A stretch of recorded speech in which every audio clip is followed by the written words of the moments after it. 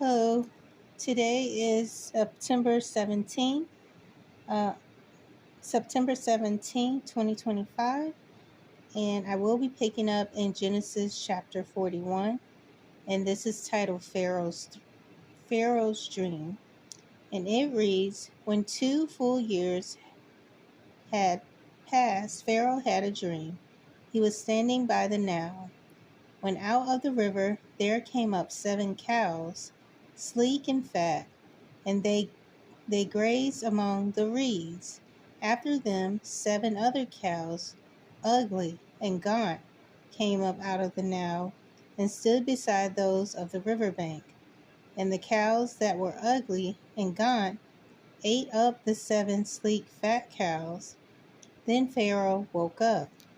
He fell asleep again and had a second dream. 7 heads of grain, healthy and good, were growing on a single stalk.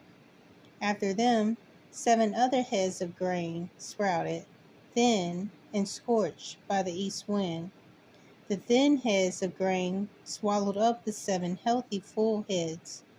Then Pharaoh woke up. It had been a dream. In the morning his mind was troubled, so he sent for all the magicians and the wise men of Egypt. Pharaoh told them his dreams, but no one could interpret them for him. Then the chief cupbearer said to Pharaoh, Today I am remembered of my shortcomings. Pharaoh was once angry with his servants, and he imprisoned me and the chief baker in the house of the captain of the guard. Each of us had a dream the same night, and each dream had a meaning of its own. Now a young Hebrew was there with us, a servant of the captain of the guard. We told him our dreams, and he interpreted them for us, giving each man the interpretation of his dream. And things turned out exactly as he interpreted them to us. I was restored to my position, and the other man was hanged. So Pharaoh sent for Joseph and he was quickly brought from the dungeon. When he had shaved and changed his clothes, he came before Pharaoh. Pharaoh said to Joseph, I had a dream, and no one can interpret it, but I have heard it said of you that when you hear a dream, you can interpret it. I cannot do it, Joseph replied to Pharaoh, but God will give Pharaoh the answer he desires. Then Pharaoh said to Joseph, In my dream, I was standing on the bank of the Nile, when out of the river there came up 7 cows, fat and sleek, and they grazed among the reeds. After them 7 other cows came up, scrawny and very ugly and lean. I had never seen such ugly cows in all the land of Egypt. The lean, ugly cows ate up the 7 fat cows that came up first. But even after they ate them, no one could tell that they had done so. They looked just as ugly as before. Then I woke up. In my dreams, I also saw 7 heads of grain, full of good, growing, full and good, growing on a single stalk. After them 7 other heads sprouted, withered and thin and scorched by the east wind. The thin heads of grain swallowed up the 7 good heads. I told this to the magicians, but none could explain it to me. Then Joseph said to Pharaoh, The dreams of Pharaoh are one and the same. God has revealed to Pharaoh what he is about to do. The 7 good cows are the 7 years, and the 7 good heads of grain are 7 years. It is one and the same dream. The 7 lean, ugly cows that came up afterward are 7 years, and so are the 7 worthless heads of grain, scorched by the east wind. They are 7 years of famine. It is just as I said to Pharaoh. God has shown Pharaoh what he is about to do.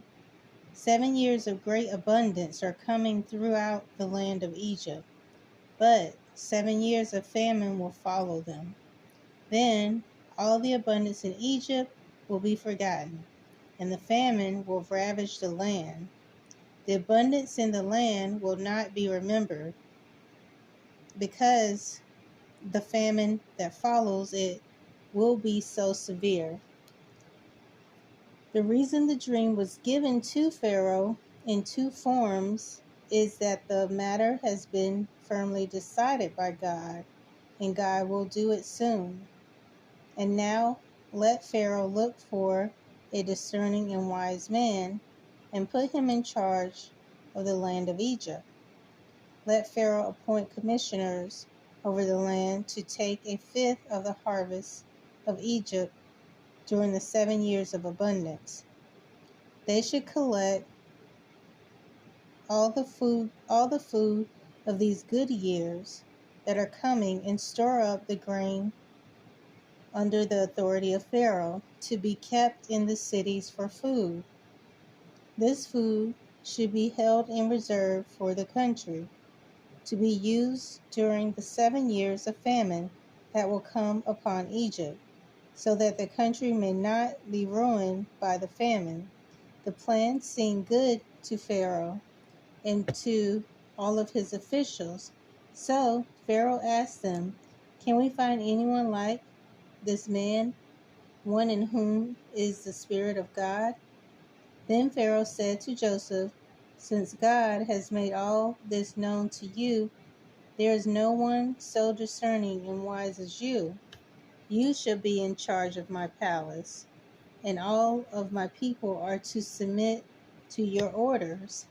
Only with respect to the throne will I be greater than you." So the next part is titled Joseph in Charge of Egypt. And it reads, "So Pharaoh said to Joseph, I hereby put you in charge of the whole land of Egypt." Then Pharaoh took his signet ring from his finger and put it on Joseph's finger. He dressed him in robes of fine linen and put a gold chain around his neck.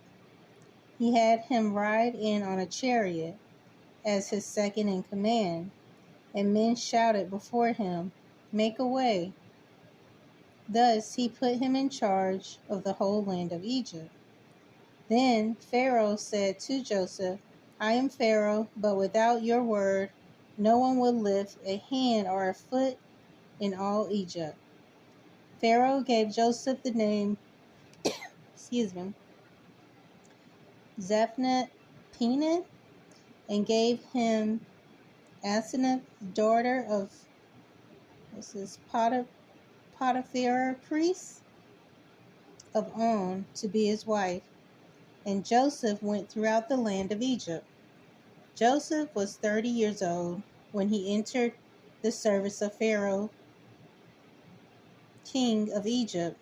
And Joseph went out from Pharaoh's presence and traveled throughout Egypt. During the 7 years of abundance, the land produced plentifully. Joseph collected all the food produced in those 7 years of abundance in Egypt and stored it in the cities. In each city he put the food grown in the fields surrounding it. Joseph stored up huge quantities of grain, like the sand of the sea. It was so much that he stopped keeping records because it was beyond measure. Before the years of the famine came, 2 sons were born to Joseph by Asenath, daughter of Potiphar, priest of On. Joseph named his firstborn Manasseh and said, "It is because God has made me forget all my trouble and all my father's household." The second son he named Ephraim and said, "It is because God has made me fruitful in the land of my suffering." The 7 years of abundance in Egypt came to an end, and the 7 years of famine began. Just as Joseph had said, there was a famine in all of the other lands, but in the whole land of Egypt there was food. When all Egypt began to feel the famine, the people cried to Pharaoh for food. Then Pharaoh told all the Egyptians, "Go to Joseph and do what he tells you."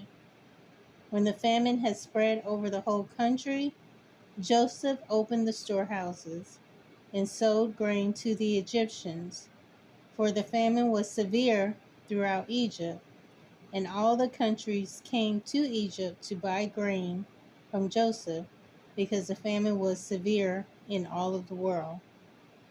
So that is the end of chapter 41, and I will pick up in Genesis 42 next. That will be titled Joseph's Brothers Go to Egypt.